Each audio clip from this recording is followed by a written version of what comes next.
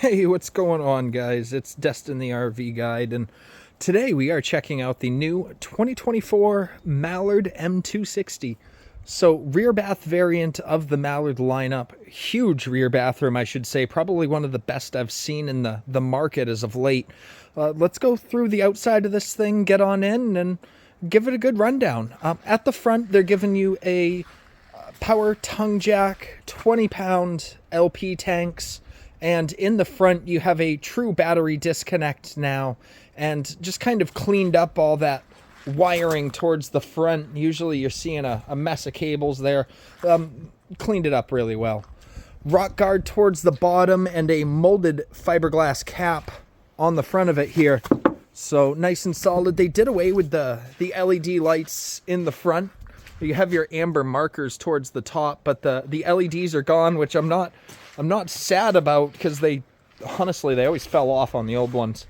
So Asdel paneling instead of Luan on this coach, and they still use their vacuum bonded floors, seals, walls, all that good stuff. Decent sized pass through on the camper. It's fully finished, no exposed plywood at all. And big awning on the door side here. If there's one thing I could detract, it's probably a lack of windows on the door side. Freshwater connection's going to be right under your awning here next to 110 power. Your suspension system, they're still going with a wide track suspension, so spaces out those two axles to give you a little bit more play while you're headed down the road there. More ride step above steps, and a tankless hot water heater towards the back of the coach here. On the back side, Lippert ladder prep, backup camera prep, and your back bumper for a sewer hose. The roof will be walkable in this, fully walkable. Towards the back side, we have our cable in, a 30 amp connection for the camper, manual stabilizers equipped on this one, and your tank dump, you have one in the back here. And then towards the front, you're going to have one more as well. So you will need a Y-pipe for this.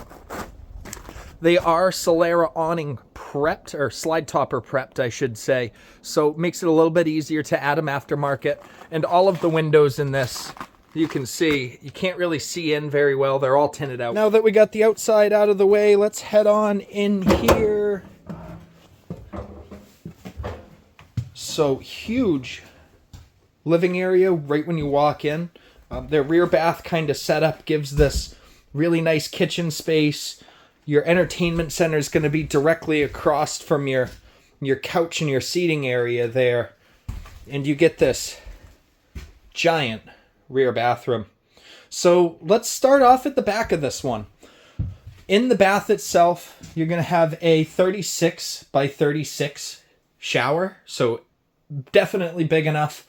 You have a skylight towards the top and a nice little bit of storage here.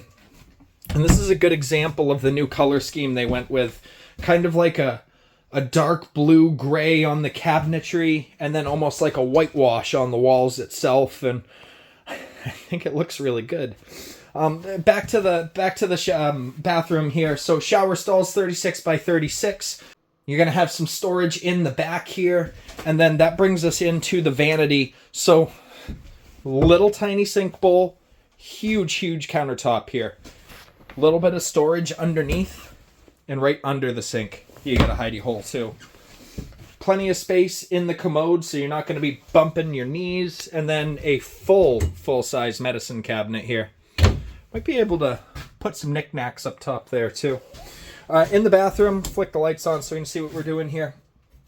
You have your control panel for your tank monitoring, water heater controls, and the like. And that brings us into the living room. So right when you walk in, this is right next to that front door there. You get a pretty much like a walk-in pantry. A little coat rack right there. Maybe another one over there. Maybe hang up a broom or something like that in here. But nice full-size pantry. You got your awning controls and your slide-out controls right by the door. And that gets us into the living room. So no more carpet, no more woven surface or anything. They just extended the vinyl into the slide out, so it looks awesome. Jackknife couch towards the front here. Little storage underneath. And a fairly large dinette set up here. So the table's removable. You could take it right out if you wanted to. There is storage under the dinette. You have to lift up the cushions to be able to get to it. And the slide out, you'll see it's surrounded by those tinted windows. They actually all open up. Gone are the old pull-down valances that I'm used to. I really like them changing over to a curtain kind of style. It makes it feel more homey, I think. And that brings us into the kitchen area here. So kind of reminds me of the Eddie Bowers with the color selection that they chose. So gold or brass finish on the sink here. Big metal 1-bay sink. And then up overhead, you're going to have storage that wraps around here. They went with brass on all the hardware again. And see that extends towards the back. Let me open that up here. So plenty of space. Greystone microwave, Greystone range hood, and a Suburban wide 3-burner cooktop. Bigger than most that I'm used to seeing. The little oven right underneath there. Nothing to write home about, but it's an oven. And a little bit of storage towards the side. So you got a couple drawers here. You can see they all finish their drawers. There's no plywood that you see. A little bit more residential. And a little hidey hole right under there. You do get a couple more drawers here and a little tiny spice rack spot. That brings us over to the fridge. So Everchill refrigerator. It is a 12-volt fridge, so no propane option, but plenty of space. And your freezer is a pretty good size too. Air conditioner is ducted through the camper. The way that it's ducted, you'll see you got one vent right next to the other. And the reason for that is because they call it a racetrack system, so it just circulates your air conditioning a little bit better. That gets us into entertainment center, so decent sized TV, maybe 40-inch or so. Little spot to put your DVD player, all that good stuff. Hidey hole under there, and a little bit more storage underneath. Breaker box is right there, so you can get to it with the slide out. And that brings us into the bedroom here. So they redid the bedrooms a little bit. Gone are the days of mashing a king-size mattress into a queen-size bed frame. They went with the traditional queen, true queen, so a 60 by 80. Plenty of space on both sides.